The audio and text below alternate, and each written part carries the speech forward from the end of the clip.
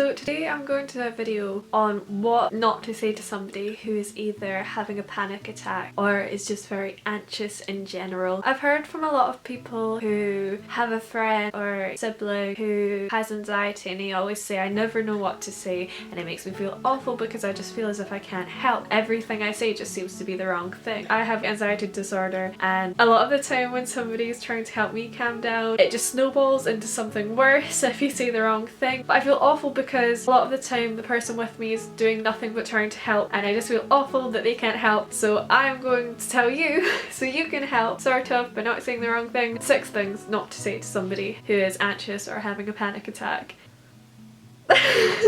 Basically. Okay, number 1. You probably wouldn't say this to somebody a lot, but for example, I know a few people who get really annoyed at people having panic attacks and people being anxious, and they say something which you should never ever say to somebody having a panic attack, because it, honest to God, is one of the worst things you can say. And that is something along the lines of, do you realize everybody is looking at you? People are staring at us. Stop it. I think it's 1 in 3 people have anxiety, so you know, if somebody is watching you have a panic attack, there's a big chance that they know what's going on, and if they're not, I mean, fuck them, because it's all about you and you calming down, not about what anybody else is doing. For the person who's saying that, it's not their fault that they're having a panic attack, it just happens, not their fault. So you pointing out that somebody else is looking at them is just the worst thing, especially for somebody with like social anxiety. I mean, if they want to stay on the lowdown and they're realizing that they're now the center of attention, that could be pretty scary. Telling somebody who's already super anxious about something else that they should be worried about someone or something else, some other place, it's not gonna help them. That's just so illogical. Don't do that.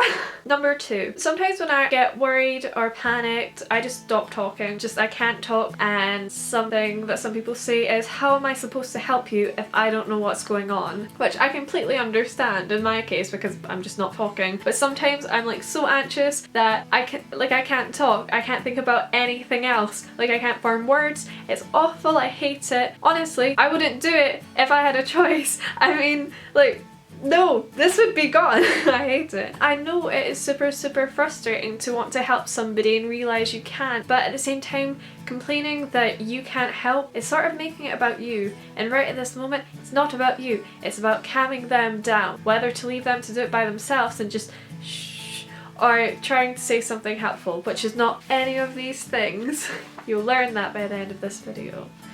Yes. A lot of the time when you have a panic attack, your head just completely is spinning and there's 100 things going at once, and sometimes you don't know what's wrong. You can be in a situation that's not even remotely anxious, but you can just, you know, think of one thing or see one thing and you might not even realize, but it starts to make you anxious. So you can't tell that person who's trying to help you that something is wrong when it's not. 3. I don't understand why you're panicking. Nothing is wrong.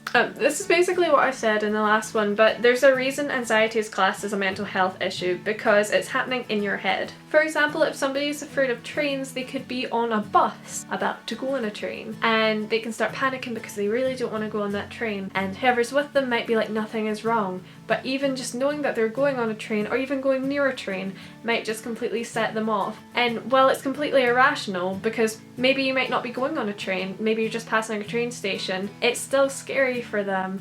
And you have to understand that sometimes things can be scary, just the thought of them, even when they aren't happening. 4. Oh, I'm anxious too, don't worry. If this is a line coming from somebody who doesn't experience high anxiety, it's not comforting at all, and if anything, it's just a bit demeaning. There is a really high difference between being stressed out and having a panic attack. It's completely different. I can be stressed out in the morning, thinking about 50 different things I have to do, but sometimes I'm sitting alone in bed and I think about something and I'm like, oh, no, and it's completely different, even though the thing I'm thinking about in bed might not happen for like a million years, but it's a lot scarier. It just, believe me, if you've never experienced a panic attack, you don't know. Like, I'm sorry, but you don't. Yeah, for example, when you're stressed a lot of the time, you can tell yourself it's going to be okay and you can believe it, but when you have anxiety, your brain is constantly fueling you with reasons why it's not okay at all, and it's very hard to counteract because, you know, you having a panic attack is usually something that is completely logically unjustified a lot of the time, not always,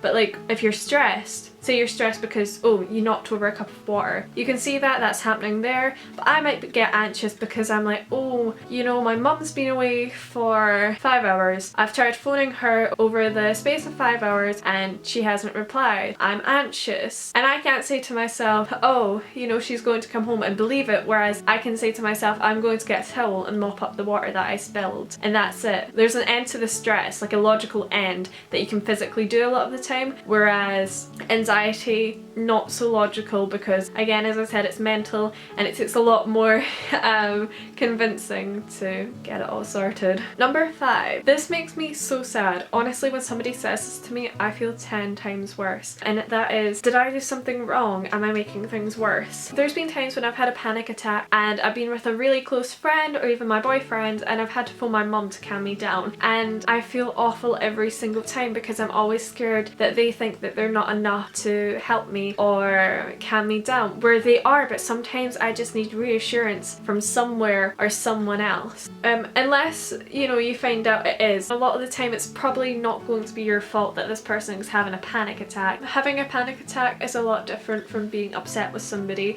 and sometimes people don't know the difference. Sometimes maybe you just think, oh, this is probably my fault, but unless that person's telling you that it is, it's not. Please do not make them repeatedly make you feel better. Like, you're like, oh, it's my fault, isn't it? And they're like, no, no, no, no, it's not your fault, it's not your fault. Please don't make them keep telling you, you know, reassuring you when they need reassurance themselves, or just some time to work it out by themselves. And my favourite, personal offensive favourite, number 6. This one's quite difficult because if said in the right way, it can help. If said in the wrong way, no, just leave. Just leave, because this is the worst. Number 6 is just calm down. And all that time, I could have just calmed down. Listen, if I could just calm down, I would have done that a hell of a long time ago, and this wouldn't be happening. I would have opted out of this whole panic disorder thing a long time ago. Panic attacks can last for up to 20 minutes, which is completely terrifying, but true. You can't just calm down. For you to calm down, sometimes you just have to wait till your heart stops beating really fast. Yeah, as I said, I don't mind so much when it's been said like, oh shh, calm down, it's okay. But when it's said as a command, no, that doesn't help anything. You're making things worse, because you're just reminding me that I can't just calm down when I please. That's the thing about panic disorder. Saying calm down, it's not the magical solution to everything. If it was, we wouldn't be here right now. So that is that. I hope you enjoyed this video, and if you want, I guess you can send it to somebody who is in need of it. Maybe in a sassy way. So yeah, if you want to subscribe, and if you want to be my friend, be my friend. That'll be me. Goodbye.